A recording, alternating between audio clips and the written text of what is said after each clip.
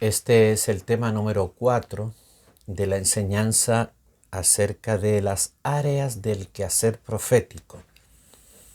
Hablamos ahora de las orientaciones que Dios da a sus profetas, porque no todos los profetas tienen o funcionan en una misma orientación, aunque todos funcionan por el Espíritu de Dios, pero funcionan hacia diferentes direcciones. En primer lugar están los profetas llamados profetas personales, a quienes Dios utiliza con palabras para personas, para individuos. Desde muy antiguo esto el Señor lo hizo con muchos profetas que traían palabras personales, y esto es una característica del profeta. Dios manda con una palabra personal. En Primera de Reyes capítulo 20, versículos 35, dice,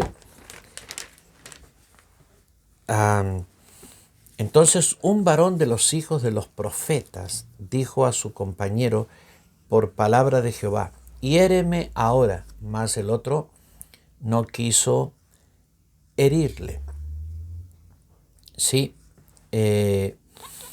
Y entonces dice, él le dijo, por cuanto no has obedecido a la palabra de Jehová, he aquí que cuando te apartes de mí, te herirá un león. Y cuando se apartó de él, le encontró un león y le mató. Y luego se encontró con otro hombre y le dijo, hiéreme ahora. Y el hombre le dio un golpe y le hizo una herida. Y el profeta se fue y se puso delante del rey en el camino y se disfrazó poniéndose una venda sobre los ojos. Y cuando el rey pasaba, él dio voces al rey y dijo, tu siervo salió en medio de la batalla, y he aquí que se me acercó un soldado y me trajo a un hombre diciéndome, guarda a este hombre, y si llegare a huir, tu vida será por la suya, o pagarás un talento de plata. Y mientras tu siervo estaba ocupado en una y otra cosa, el hombre desapareció. Entonces el rey de Israel le dijo, esa será tu sentencia, tu sentencia, tú la has pronunciado. Pero él se quitó de pronto la venda de sus ojos, y el rey de Israel conoció que era de los profetas. Y él le dijo, así ha dicho Jehová, por cuanto soltaste de la mano al hombre de mi anatema, tu vida será por la suya y tu pueblo por el suyo. Y el rey de Israel se fue a su casa triste y enojado y llegó a Samaria. Aquí tienes un profeta personal. Trae una palabra personal al rey, pero no está el nombre en la Biblia. Es uno de los hijos de los profetas, un desconocido para nosotros, conocido para Dios, evidentemente. Segunda de Reyes 9. Entonces el profeta Eliseo llamó a uno de los hijos de los profetas y le dijo, ciñe tus lomos y toma ahora una redoma de aceite en tu mano y ve a Ramot de Galaad. Cuando llegues allá, verás a Jehú, hijo de Josafat, hijo de Nimsi, y entrando, haz que se levante de entre sus hermanos y llévalo a la cámara. Toma luego la redoma de aceite y derrámala sobre su cabeza y di, así dijo Jehová, yo te he ungido por rey sobre Israel. Bien, y abriendo la puerta, echa a huir y no esperes. Pues bien, así fue. El profeta era un joven y se fue y ungió por orden del profeta Eliseo. Entonces, los profetas personales cumplían tareas personales muy importantes. Yo recuerdo hace muchos años atrás, estaba yo en Córdoba en un momento de mucha presión y aflicción, en momentos decisivos para mi iglesia, y terminaba un culto y el portero de la iglesia me dijo, alguien quiere hablar con usted, pastor. Trajo a la persona, era un hombre joven, y él me dijo, traigo una palabra del Señor para usted. Yo estaba en la ciudad de Córdoba y él venía de una zona lejana de Bahía Blanca, muy lejos, 18 horas de viaje.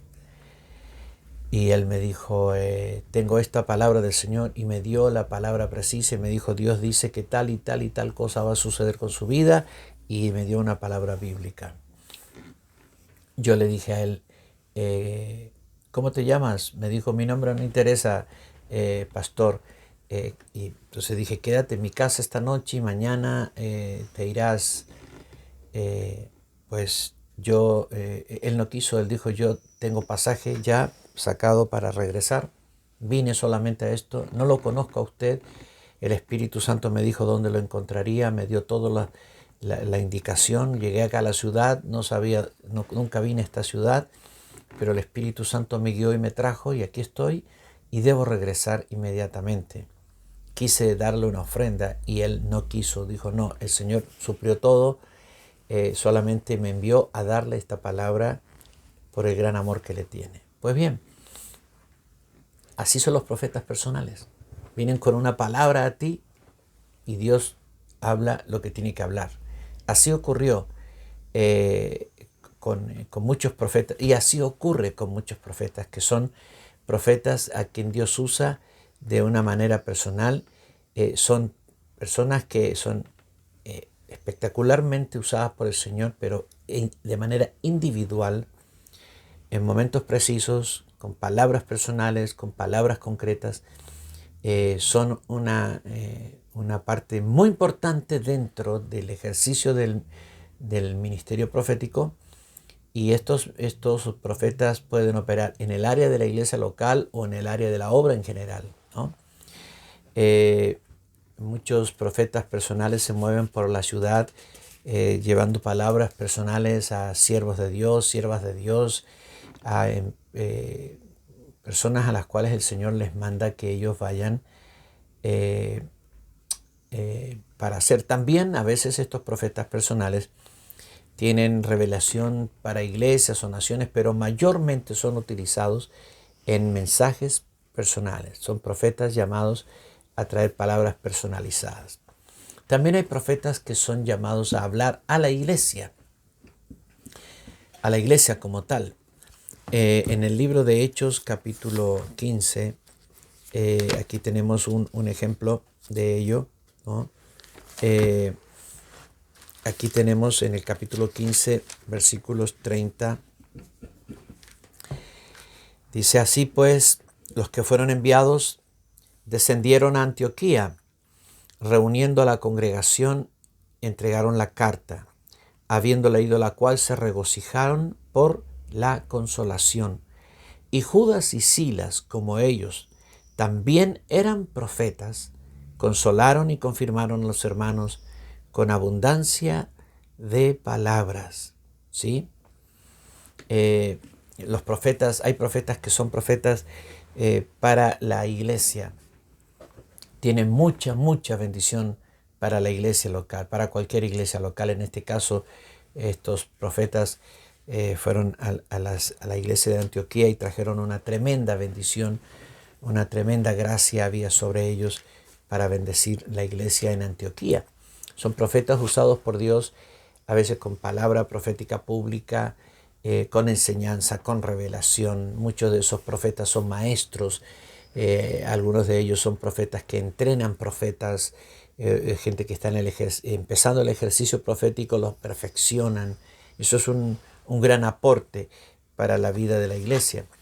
El apóstol Juan, que además era apóstol, pero también era profeta, en su libro de Apocalipsis, su libro profético, el Señor le habla a las 7 iglesias a través de Juan, ¿no? Parece como que el Espíritu Santo pone en muchos profetas su carga mayor es orar por la iglesia, a veces por su iglesia local o por la iglesia de Cristo en general.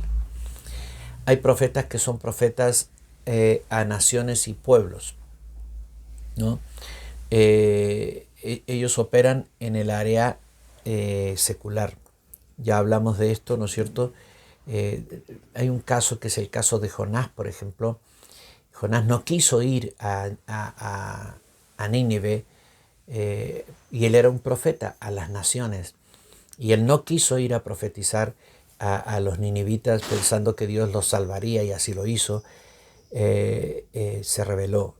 Hay profetas que tienen una encomienda del Señor especial para ministrar en el área secular, ministran a políticos, ministran a mandatarios, empresarios, artistas, autoridades civiles de distinto rango, gobernadores, etc. Son profetas llamados a profetizar en el área secular, porque Dios tiene un interés muy particular también en el área secular. Nunca debemos olvidar eso, y tiene ministros que hacen esa tarea. Y hay profetas generales cuya orientación es a cualquier, tanto son profetas personales como son profetas que a veces Dios utiliza, o muchas veces para la iglesia local, para la iglesia en general. A veces son usados para ministrar en áreas seculares. O sea, en general son profetas que tienen un amplio espectro de tareas. Nosotros vemos, ¿no es cierto?, este tipo de profetas, como fue el apóstol Juan, apóstol y profeta. En su profecía, él no solamente le profetiza a las 7 iglesias, pero profetiza al mundo entero sobre las cosas que vendrán sobre la tierra, ¿no? Es decir, profetiza en el área de la iglesia y profetiza en el área secular abundantemente. Agabo fue un profeta general también. Lo vemos a Agabo profetizando en el capítulo 21, versículo 10. Permaneciendo nosotros allí, estoy en el libro de los Hechos, permaneciendo nosotros allí algunos días, descendió de Judea un profeta llamado Agabo, quien, viniendo a vernos, tomó el cinto de Pablo y atándose los pies y las manos, dijo: esto dice el Espíritu Santo, así atarán los judíos en Jerusalén al varón de quien es este cinto, y le entregarán en manos de los gentiles. Estaba hablando, era una palabra personal para un hombre, para el apóstol Pablo. Y Agabo, este profeta, la da para Pablo. Pero también vemos a Agabo usado en otro momento, en el capítulo 11, versículos 27 y 28. En aquellos días unos profetas descendieron de Jerusalén a Antioquía, y levantándose uno de ellos, llamado Agabo, daba a entender por el Espíritu que vendría una gran hambre en toda la tierra habitada, la cual sucedió en tiempo de Claudio. Entonces los discípulos, cada uno conforme a lo que tenía, determinaron enviar socorro a los hermanos que habitaban en Judea, lo cual en efecto hicieron, enviándolo a los ancianos por medio de Bernabé y Saulo. Este profeta no solamente era profeta personal y de la iglesia, sino además profetizó sobre eventos que ocurrirían en toda la región, en toda la zona, como esta hambre que vino sobre la tierra. Los profetas son extremadamente necesarios. A veces la iglesia tiene problemas con sus profetas. Y yo siempre digo, a veces hay un divorcio entre pastores y profetas, o apóstoles y profetas, a veces por simplemente no saber coordinar los ministerios.